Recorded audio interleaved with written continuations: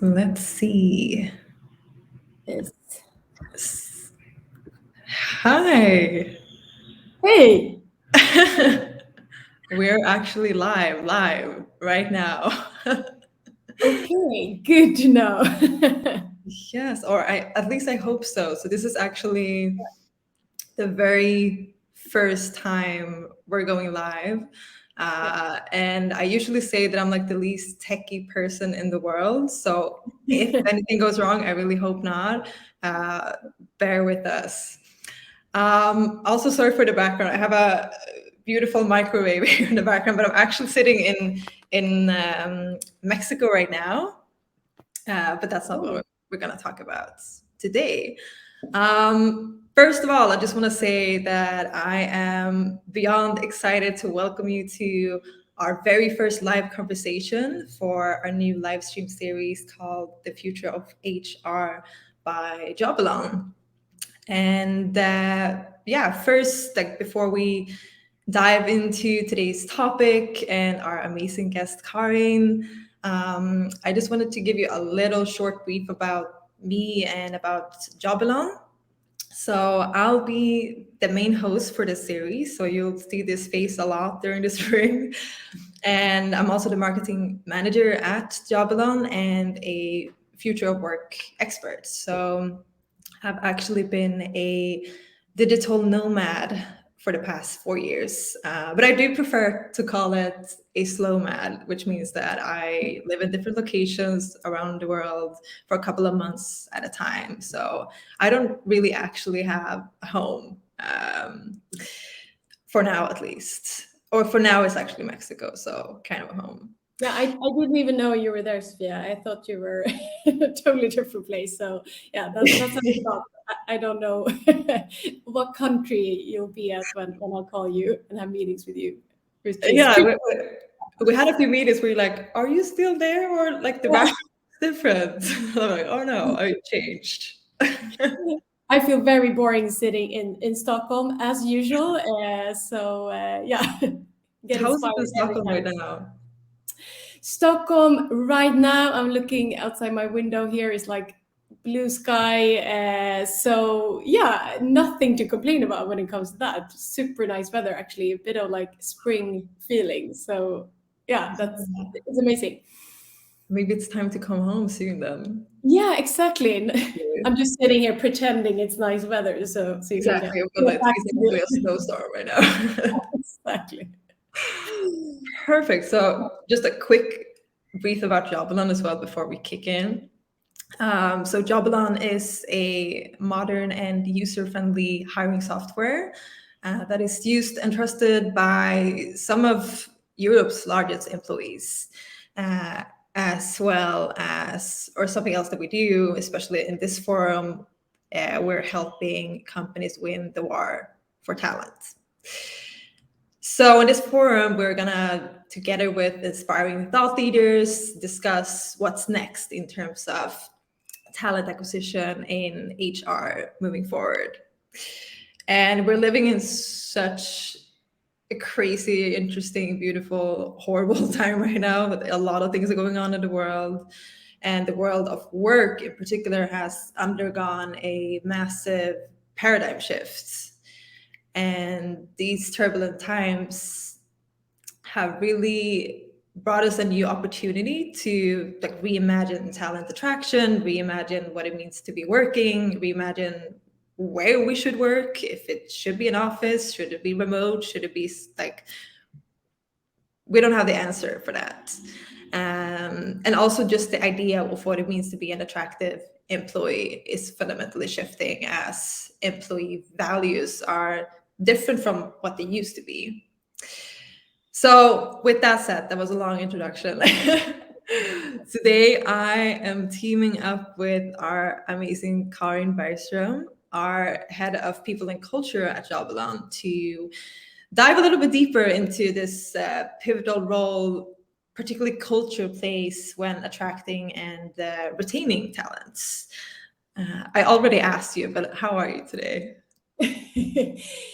How am I today? I'm okay. I'm happy to just kick off this first live call together with you. So super excited for that. And actually, I just jumped in to this call, so I didn't know like when it started or not. So sorry if I looked surprised there in the beginning. It was But the first step for me as well. So I was like, are we? Are yeah, we? exactly. I didn't know like are I'll we just pretend that we are. Yeah. but yeah, so again, super glad to do this together with you, Sophia, and yeah, excited for the other live sessions we will have here, the ones to come. Yeah, how are you? I'm good. I'm good. I'm another day in Mexico. It's I Yeah, can't complain. So I wanted to dive into the first question, and it's obviously about the culture parts, and in particular what it means for us. So what does, because I think when people, if people have heard about Jobylon, they might have heard about our happiness culture and our vacations and things we do internally. So what does a people first culture mean for us, and how is that manifested in our everyday lives? yeah, good start with that question, because I think yeah, to start off and talking about like happiness at Jobylon, and the question you had, like how do we create like a people first culture in this hybrid world that we're all living in at the moment. And I think the first thing that's worth mentioning is that at Jobylon, like for us, the remote perspective is a crucial part when it comes to how we manifest our people first culture. So even before COVID, actually, we had a remote friendly culture in that way, that we had employees such as you, Sophia, traveling the world and working at the same time. So so for us, when COVID came, it was quite natural to just continue on that path, and we recruited more Jobylonians or employees to different parts in Sweden, different countries in Europe, and Brazil as well. So for us, again, that remote perspective has been in our DNA, you could say, for a long time. And I think also like one roadblock, perhaps, if you use that word, that I think is important to avoid when you talk about like hybrid work and remote work, is not to get stuck in a mindset where you see the company culture as something that is only created in the physical office. I think Right. at Jobylon yeah, we've been building a culture where that haven't been the focus really. Instead, I think we've been looking more at like what is culture. Yeah, it's basically like the behaviors that we see, and I think that is important to keep in mind, because there's a lot of things you can do to manifest your cultures and work with different behaviors. That is your culture, without that having to be activities at an office. It Yeah. could be, of course, like recruiting based on your values and based on what behaviors that you think is important for your organization. And it could also be, of course, promoting persons based on that. And it could even be like setting salaries based on your values. So I think those type of activities is not something that is necessarily something you need to do like at an office. Of course, that's something you can do at your digital office in different ways. So yeah, I think if you manage to do that, you both have like a clear and values driven recruitment process where it's easier to attract and find the right talents, I believe. And on top of that, your talents will probably stay longer. So yeah, that's my spontaneous thought about the whole people first perspective overall, I would say. Yeah, I love that. And I love the part with culture isn't like in between four walls. And I think especially the companies and the employees that had to work from home, not everyone had that luxury, if I would say, to work from home during the pandemic, but those who had definitely had that experience of like, okay, we're working from home, we're not physically together. How do we remain a sense of belonging? How do we remain a sense of culture? And especially for those who had activities that were like culture building within those four walls, it's like, how do we translate that into a hybrid setting? So what do we do at Jobylon?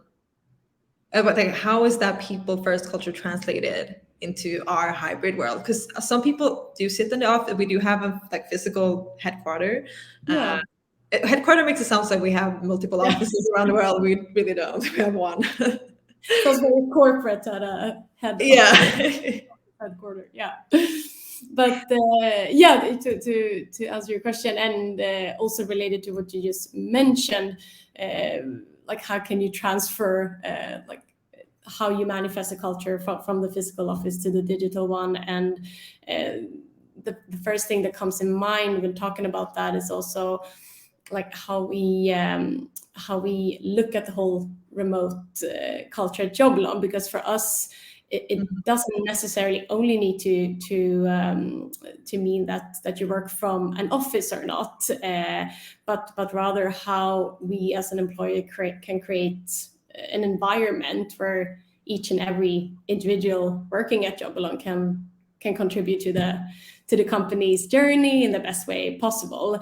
And as you just mentioned, Sophia, like we have a head office and everyone is different. For example, for me, like I live in Stockholm, I come into the office now and then we have persons like you traveling the world at the same time. So I think it's important to make sure that you create an environment that is an environment where each and every one of us can grow. And again, that could look very, very different depending on who you are as a person.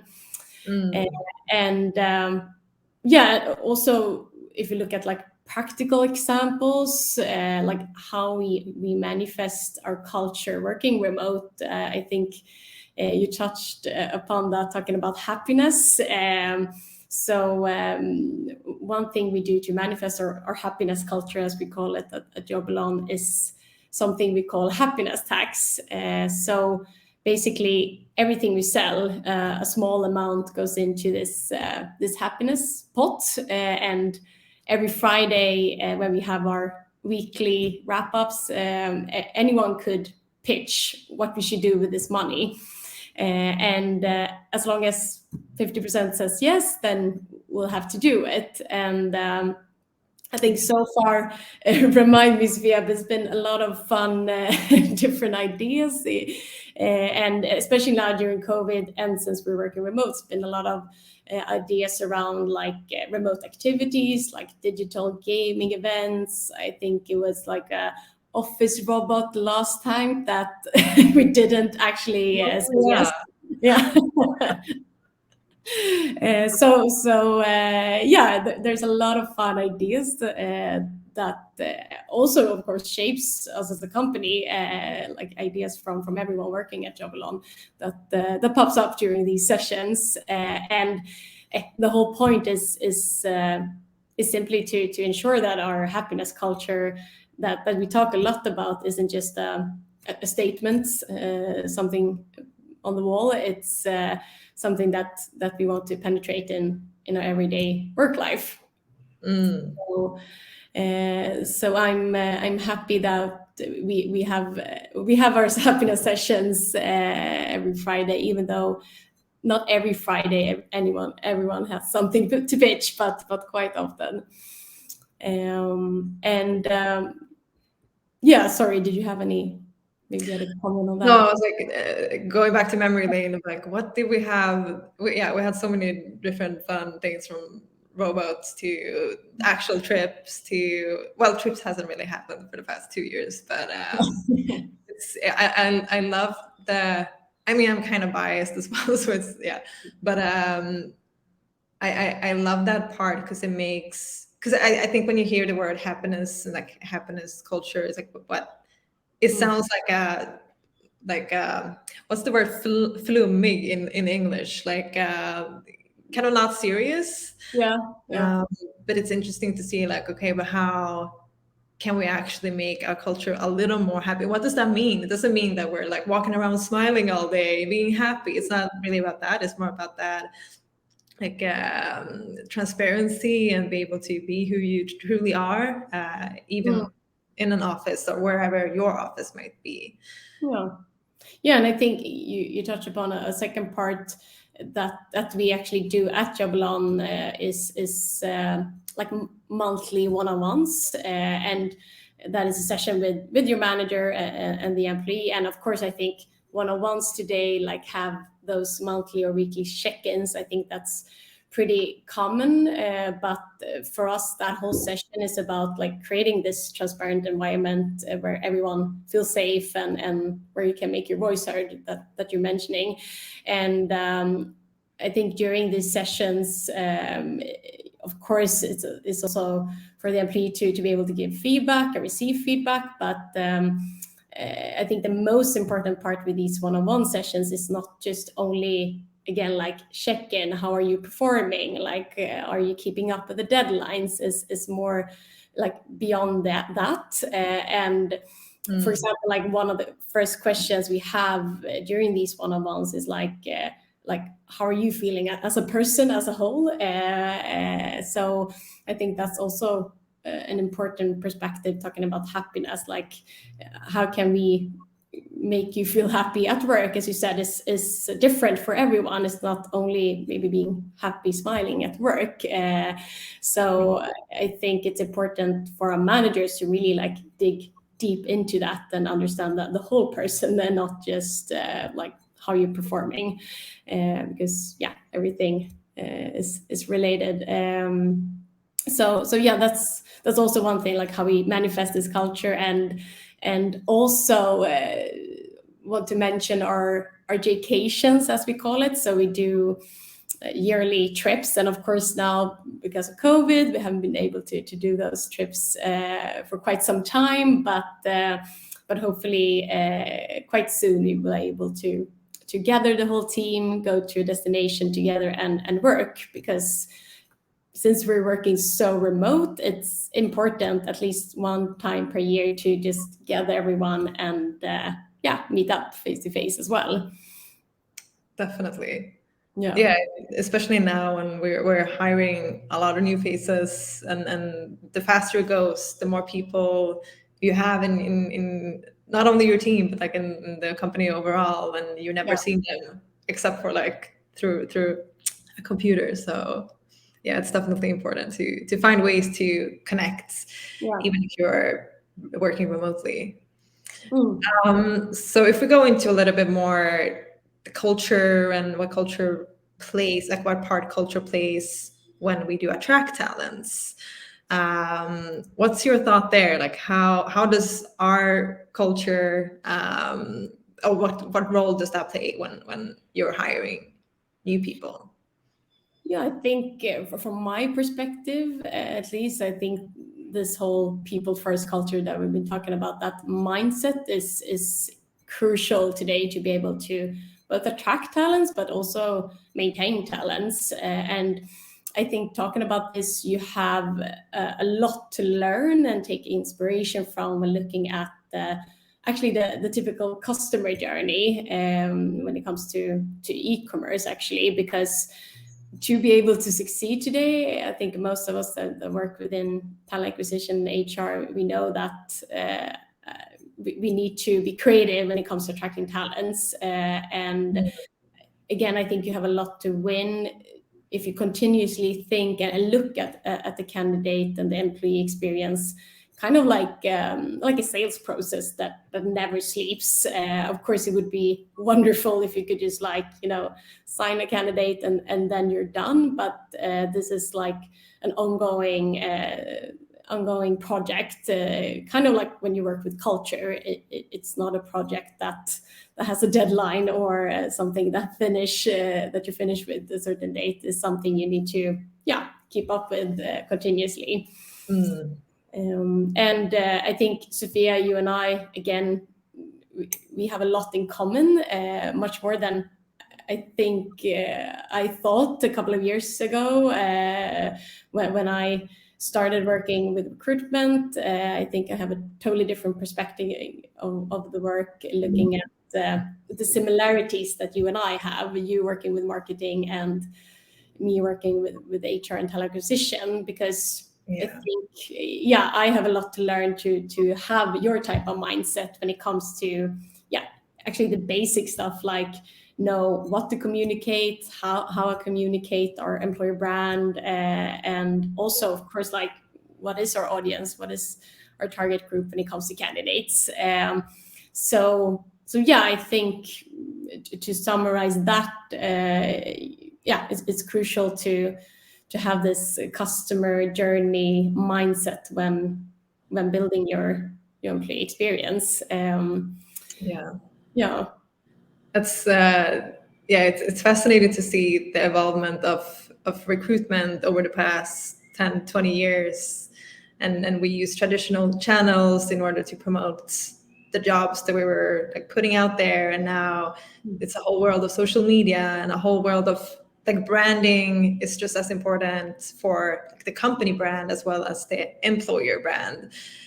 And these are the types of roles that didn't exist a couple of years ago, like an employer brand expert.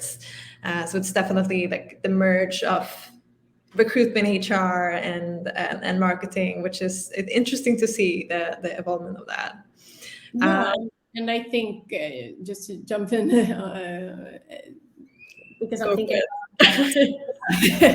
the customers that we work with Jobylon, or the customers that we work together with, I think like a lot of companies today, like they of course have all of this in mind, but still today, like we see career pages that look exactly like everyone else's, and job ads that are completely text-based, they lack identity, and there's no room for like history about the company, again, about your values, etc. So I think a lot of companies out there have this content today, but perhaps you do not know like how to use it, or perhaps you do not understand the importance of it.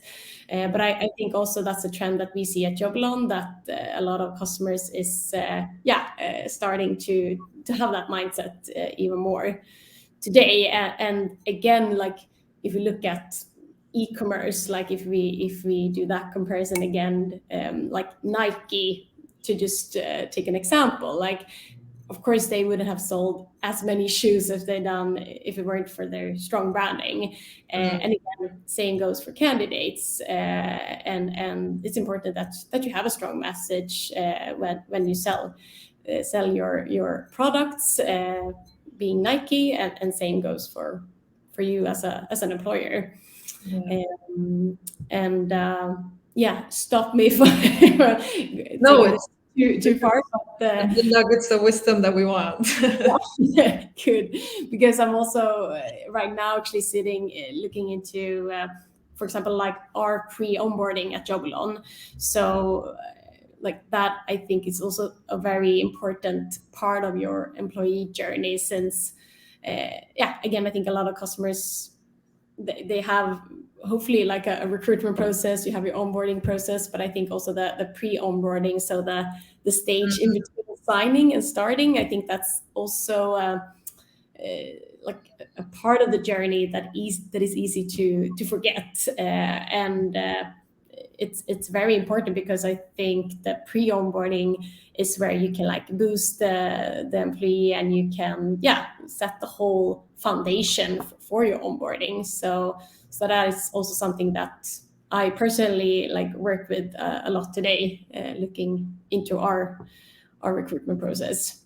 Because it doesn't really end there, right? Like we hire someone, we think like the job it's kind of done, and then they go into the next phase of like the employee experience, but that like part in the middle is still a candidate experience. Yeah. And still important for people to feel welcome and to feel, because people can still drop off there, like that doesn't it's like the finish line. Super interesting perspectives, and I love the comparison with Nike and how they're using their brand, because they're selling an experience, right? Like they're selling when you see a commercial with Nike, they don't sell, like you don't only see, I don't think there's any, correct me if I'm wrong though, commercial out there with only the product itself and not people. Like the majority of all commercials we see has people involved, or people creating that experience of the products. And the same goes with employer brand, and it's particularly employer brand because it's all about the people. So if we look into more like the people perspective of this whole thing, or the culture and employer brand and how we attract, what are talents looking for today? Like how have their values shifted from maybe pre-corona to now, when everyone has gone, not everyone, but a lot of people has undergone like the world's biggest work from home experiment, and experience like a different way of working.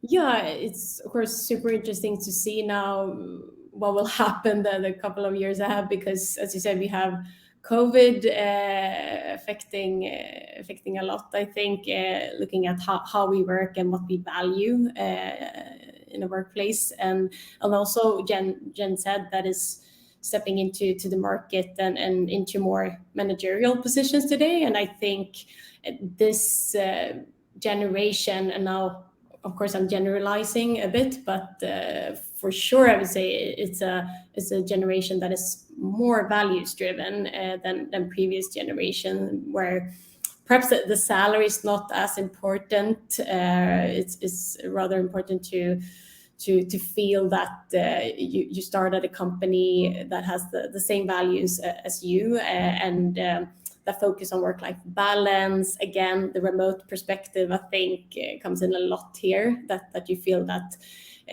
you can work in an environment where you thrive and where you develop, and that could look really different depending who you are. So with the pandemic, I think also we've been talking more about mental health, which is of course great that mental health is something discussed more than before, and also how you as an employer have to think about this, because as an employer you have a responsibility when it comes to mental health at work, of course.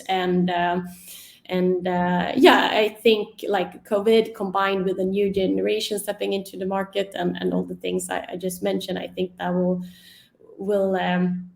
create an environment, and what do you say? It will be different standard when it comes to what you value as an employee, and it will be more values driven, I believe. Yeah, it's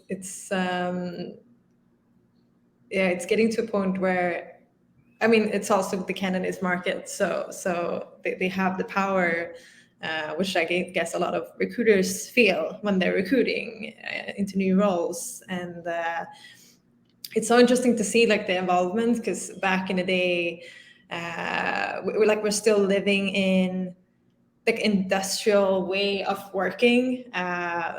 This was like, what's the word for it? Kind of like, what is the word for it? It's when you speak, like I speak a little bit of Spanish here, like I'm learning Spanish here, and I speak exactly. in meetings and also English. Yeah. And sometimes like I cannot translate, like my brain is like, I can totally relate to that. yeah. But in 1920s, industrial workers were like, we don't want to work 13 hours every day. We want better deals. Like we want better like employment laws. So they created like this new thing called 9 to 5. And this was a time where a lot of women weren't working. They were at home taking care of the kids. We like our world wasn't digitalized the way it is now. Like we lived a fundamentally different life back then, and the world has fundamentally shifted. Especially, I mean, the digitalization came way before Corona, but Corona I think accelerated that.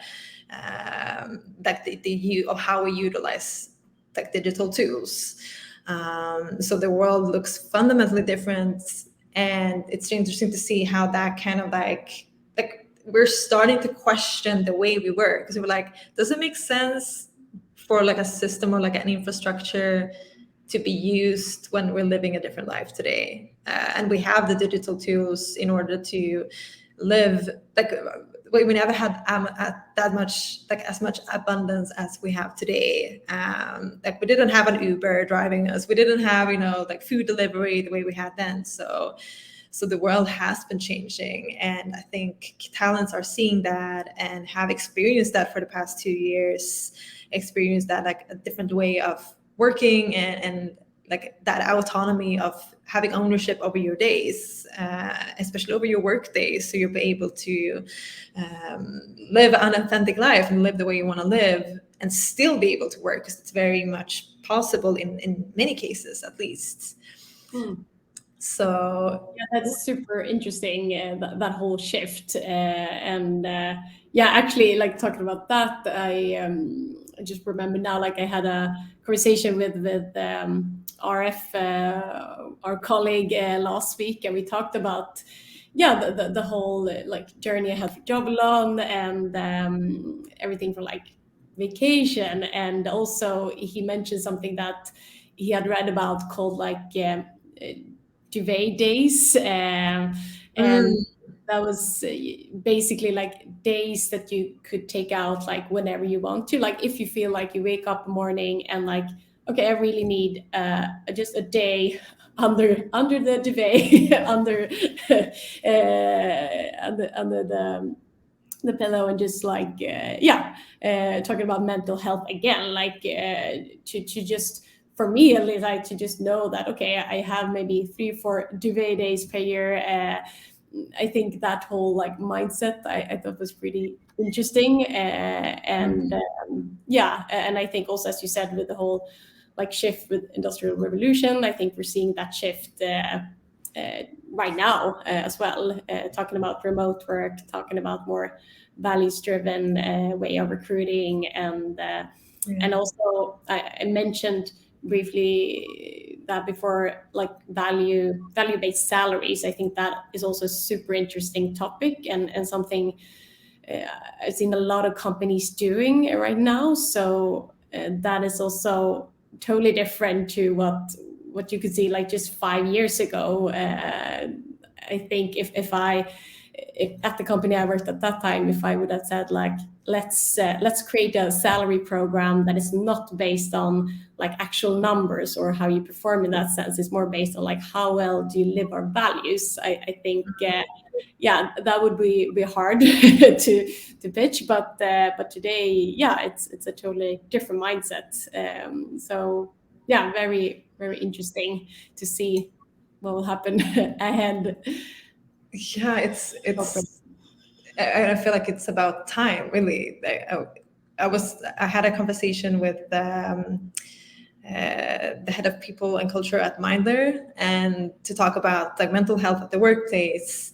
And she mentioned something similar with I think they called it something different, but it was basically like the day of like, I'm not physically sick, but I don't feel well, and I just need to take a day under the sheet, like they just relaxing and not thinking about work. And it was actually the first time I heard about it, and I thought that makes total sense. Like, why is it only okay if we have a cold or if we're like sick? And that opens up, like, that doesn't mean that, because we were like briefly talking about that before, like only the comfort of knowing that you can, like you might not even have to use them. It's just like the comfort, like it's actually okay to, and that like brings me back to like happiness culture and the culture in general, and creating a culture where it's okay to not feel your best, and okay to be in like the shape that you are in that day. It might not be perfect. You might be sad. You might be going through something, but in like just the fact that you're able to walk into the office and be who you are at that day. Yeah, and how important it is to create that and a space for people. So it's easier for someone in terms of like sick days as well. If someone doesn't feel well and you're like, oh, I don't want to show this face to the office today, remote work is a really good option for people. Like I can work, but like I don't want to see people. Like I just want to work from home in like my safe zone, or just being able to go into the office and know that like I'll probably feel better because people are very supportive here. So, and that boils down to the retention part of like, yeah, we can sell a culture that sounds amazing. It sounds like I have to work there, but then once we start and the experience is different, like that's gonna kind of bite our asses. Like that word is gonna come out because we live in a digitalized world where people talk. And especially about like the working environment. So it's so crucial to not only know how to sell it, but also know how to retain it and maintain a good quality culture. Yeah, I think that's super important, of course, as you said, to have like a red line through the whole process, and also looking at again the candidate journey. You never know, just looking at the recruitment process, where a candidate will see your brand for the first time, or like see your ad. It could be talking to a friend again, and maybe they know someone working at the company. And if the experience and the picture you get of the company gets disrupted somewhere in that process, of course you could lose a candidate because of that. So yeah, I think again the consistency is super crucial. So we're kind of running out of time now, but I have one last question regarding kind of what you touched on right now. Do you have any tips for companies that are trying to get the word out, or trying to communicate their employer brand with culture, of course, as the main topic or focus? Do you have any tips there on like how they can communicate that in an effective way? Yeah, I think we touched upon it already, as you said. What I just mentioned there, to just have the consistency throughout the whole process, and also we see a lot of customers like creating campaigns just when you have a recruitment to fill. Like you have to find talents for a certain role. You put up a campaign for that, or you post a campaign for that, and you expect candidates to just start to apply, and that is not how the market looks like today. I think of course it's good to have job ad campaigns for specific roles, like you should of course have that, but on top of that, I think it's very important to work with, again, the e-commerce perspective, to have like these awareness campaigns. Maybe not campaigns talking about any positions. It should be campaigns talking about you as an employer, because that's how you attract the passive candidates, and the passive candidates are the ones that you want to reach out to, because that is a struggle today. But I think a lot of companies could work more with that type of mindset, and not just start your campaigns when you have a recruitment to fill. So yeah, the long-term perspective, I think, and the awareness campaigns is something you need to have in mind to be able to succeed, I think. Yeah, it's so interesting, and it's so interesting how that like the marketing and e-commerce and the way we recruit, and it's getting more and more similar, that we're looking at the job ad as not only a way to describe a role in an office, or like for an employee, but also selling, like we talked before, like the experience, and simplifying the hiring process to not like those steps should be easy. It should be easy to buy a pair of shoes, just the way it should be easy to apply for a job. So yeah, I could talk about this forever with you. Like we're just getting started. Yeah. But we're running out of time, unfortunately. And I just quickly wanted to say that our next episode will be on how it's kind of similar to this one, but more focused on talents and how they're reshaping the geography of work. And we're going to do that together with Sebastian Martinez. He's the founder and CEO of Desk Hunters, and Emily Fogelstedt. She is a digital communication strategist. Yeah.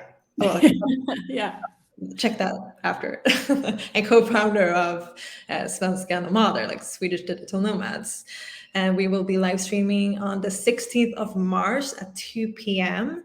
So I really hope to see you there. But now I just want to say thank you so much, Karin. Thank you. So exciting, so interesting to hear your point of view and your thoughts on evolving a culture and the fact that it's not in between four walls, but it's more of like the behavior and experience, and we can co-create an experience without being physically together. And yeah, no, it was. Thank you so much for joining today. Thank you too. And where will you be hosting the next session? Is it a different country or is it Mexico still? I think I'm gonna, or yeah, I'm gonna be. I've been in Mexico for the past 5 months now, so I'm kind of sticking to. I'm doing like the slow mad thing now, where I'm actually staying longer in one place. So I'm pretty sure I'm gonna be here at the same room even. Nice.